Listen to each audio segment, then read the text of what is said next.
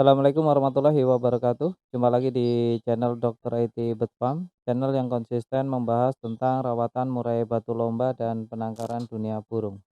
Nah, teman-teman, tema kali ini kita ingin membahas mengenai bagaimana caranya membuat murai batu kita neken lawan ya atau bongkar materi agar bisa mengalahkan semua kontestan yang lain atau bisa menjadi top perform atau menjadi juara satu. Simak videonya setelah pariwara.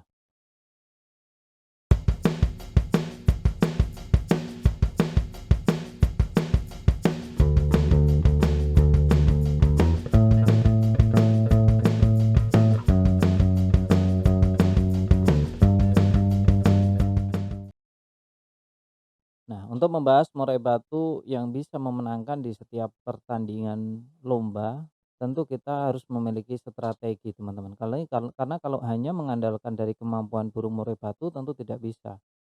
Murai batu sekarang bagus-bagus, teman-teman, ya.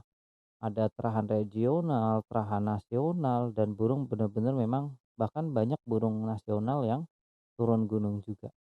Jadi perlu dipahami bahwa kita untuk melombakan murai batu meskipun skalanya hanya latberan, hanya latpres, hanya di pinggiran, tapi kalau kita bisa lintas IO memenangkan di setiap pertandingan itu bisa membanggakan diri kita sendiri misalnya ya. Bisa menaikkan gairah semangat ya untuk diri kita sendirilah minimal ya. Nah, lantas bagaimana konsepnya agar kita bisa terus-terusan ya setiap lomba bisa memenangkan? Yang pertama tentu teman-teman harus memiliki mental burung murai batu yang bagus. Oke, pondasinya dasar oke. Murai batu bagus karena mayoritas murai batu yang diadu atau dikontestan dalam perlombaan burung berkicau tentu murainya bagus-bagus. Saya rasa dan saya anggap murai batu teman-teman pun demikian. Murai batu teman-teman juga sudah bagus. Nah, lalu lanjut yang paling poin penting adalah tentang ego. Ego itu ambisi kita saat kita melombakan burung murai batu. Karena murai batu sebagus apapun, kalau kita tidak bisa mengontrol, itu murai batu juga tidak akan kerja maksimal, teman-teman. Burung murai batu yang umumnya ya, kita berbicara umumnya tidak satu dua burung segelintir aja. Yang mohon maaf, yang burung harus buang emosi dulu, buang birahi dulu, baru nanti dia koncernya bisa maksimal. Saya tidak ingin membahas murai batu yang seperti itu, karena murai batu yang seperti itu murai batu di luar, normal, ya. Kita bahas murai batu yang normal-normal saja, yang settingannya juga tidak terlalu ribet, karena untuk subscriber, banyakan yang masih baru memulai burung murai batu. Karena saya rasa kalau teman-teman sudah mahir dan sudah pintar dalam murai batu, tidak akan menemukan channel saya ini. Karena apa? Karena channel saya ini tentang sharing, edukasi ya, belajar. Saya rasa kalau udah pinter ya ngapain sih belajar lagi, kan gitu. Oke, lanjut. Nah, untuk perawatan sendiri. Untuk perawatan sendiri konsisten. Untuk setiap hari itu konsisten, egonya harus dipegang, minimal 1 bulan lah murai batu kita puasa kan. Puasa apa, di konten-konten sebelumnya sudah ada dan sudah saya jabarkan, dilihat-lihat aja di konten yang lainnya ya, di channel ini tapi konten yang lainnya, tentang puasa murai batu. Atau pengondisian harian atau rawatan harian. Untuk pemberian EF itu relatif, satu burung dengan burung lainnya itu berbeda, tidak bisa sama. Karena murai batu memiliki watak dan karakter yang berbeda. Ada yang dikasih sedikit jangkrik dia sudah keluar-keluar. Nah, berarti kalau tipikal seperti ini, burungnya adalah dengan settingan rendah. Lantas burung murai batu ada juga, dia mampu hanya bisa berkuar-kuar ketika jangkriknya itu di atas 7 sampai 10 kadang. Baru dia untuk harian aktif. Jadi kalau untuk takaran jangkrik itu relatif dan dinamis, tidak pakem. Jadi siapapun bisa ya untuk di ini, teman-teman ya, siapapun bisa. Nah, itu satu. Terus untuk masalah penjemuran, setiap hari usahakan dijemur ketika ada sinar matahari.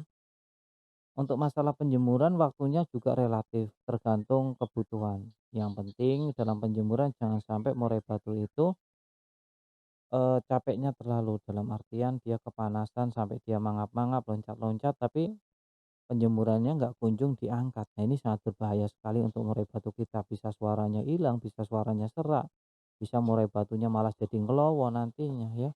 Banyak banget masalah ketika penjemuran dan ketika kita lalai dalam, melakukan perawatan yang di luar normal tadi. Nah, lantas untuk mandi, kalau untuk mandi, ya ini metode saya ya teman-teman, boleh diaplikasikan, boleh tidak silahkan. Mandi selagi burung murai batu kita mau mandi, saya mandikan. Minggu kalau umumnya ya 2 kali, tapi kalau saya bisa 3 kali ya. Jadi teman-teman, menyesuaikan saja dengan burung murai batunya, ketika dikasih keramba dia mau masuk ya biarkan mandi. Tapi ketika tidak mau masuk meskipun jadwalnya mandi ya jangan dipaksa mandi ya, jangan pernah dipaksa mandi. Dan untuk memandikannya sendiri pun kita harus melihat suasana, suasananya mendung kah, suasananya, tidak memungkinkan kah, nah itu juga harus kita lihat, jangan asal sembarangan. Umbaran, bagi yang punya umbaran monggo silahkan diumbar ya, yang nggak punya umbaran bisa mengganti tenaga murai batunya dengan penjemuran kerodong. Nah tadi ya penjemuran kan setiap hari, itu penjemuran biasa, tapi ketika teman-teman tidak memiliki, eee, umbaran, bisa menggunakan jemur kerodong ya. Jemur kerodong itu bagus teman-teman ya, kalau sesuai dengan takaran, tapi kalau over juga tidak bagus. Over itu seperti apa? Over itu ya kelamaan, terus salah dalam metodenya. Contohnya seharusnya pakan dikeluarkan, teman-teman tidak keluarkan. Karpetnya sebelum dijemur harusnya dibersihkan bersih, benar-benar bersih, tidak ada kotoran satupun. Teman-teman melanggar, baru keluar sudah langsung di sauna. Nah, hal-hal seperti inilah yang nanti bukannya memperbaiki burung murai batu kita agar bisa neken lawan, bongkar materi, itu malah malah akan rusak burung murai batunya. Biar yang serak, suaranya kecil, suaranya hilang, dan lain sebagainya. Burung malah cenderung diem, hanya mengembangkan bulu saja. Untuk jemur kerodong atau sauna kering ini tidak dianjurkan untuk mereka yang baru memulai murai batu. Dalam artian, baru memulai belajar murai batu tapi langsung jemur sauna. Ini takutnya kelupaan, nanti malah fatal akibatnya. Bukannya burung teman-teman semakin bagus, malah teman-teman akan kehilangan burung murai batunya. Tidak jarang murai batu yang dijemur kerodong itu malah sakit ya. Efeknya ini sangat luar biasa ya. Bisa berdampak sangat-sangat negatif sekali. Oleh karena itu kita benar-benar harus merawatnya baik-baik.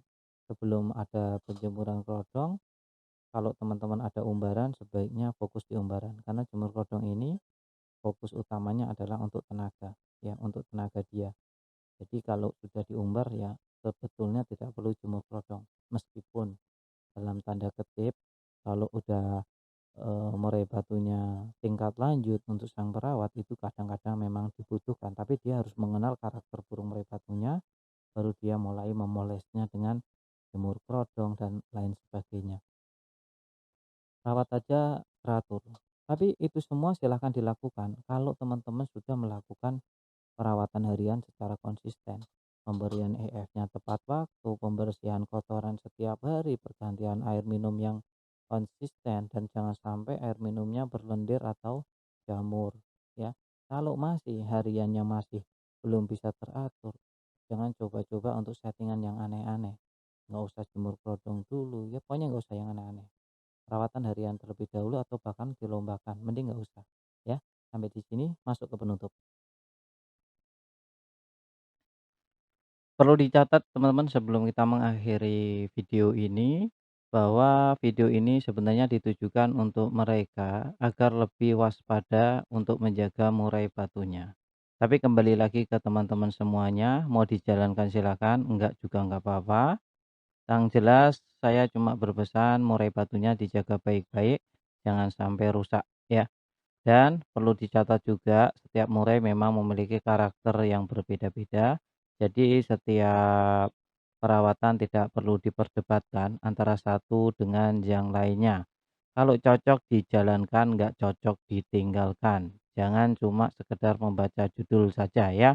Pahami isinya, tonton dari awal sampai detik ini. Bagi teman-teman yang menonton sampai detik akhir ini, saya kira tidak akan ada perdebatan lagi di kolom komentar. Salam sehat.